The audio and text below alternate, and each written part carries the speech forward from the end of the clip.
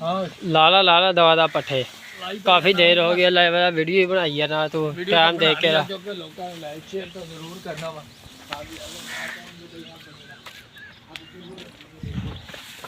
आ माल आ माशाल्लाह साडा ते पट्ठे साडे असीं ला के फिर तुहानूं अगले ब्लॉग दे विच दिखावांगे।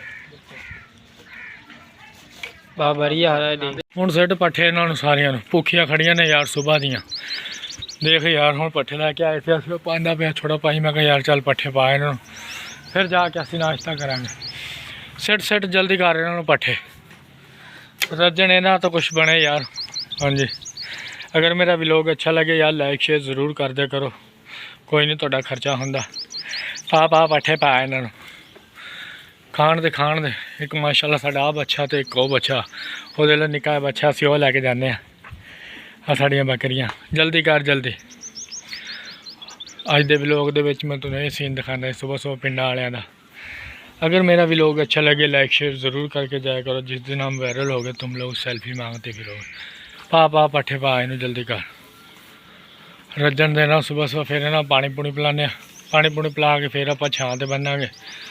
हाँ जी जल्दी कर जल्दी यार काफ़ी देर लाती है तू पट्ठे पाण ते।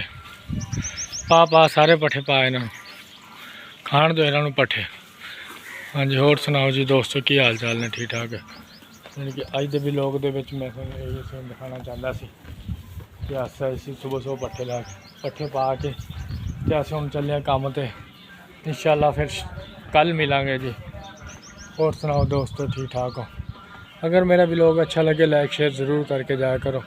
और देखो हुण असीं पट्ठे तकरीबन पा लेने और भाई पान लग रहे सी पट्ठे। जल्दी कर जल्दी पा पट्ठे इन्हां पा ते है ना ते हुण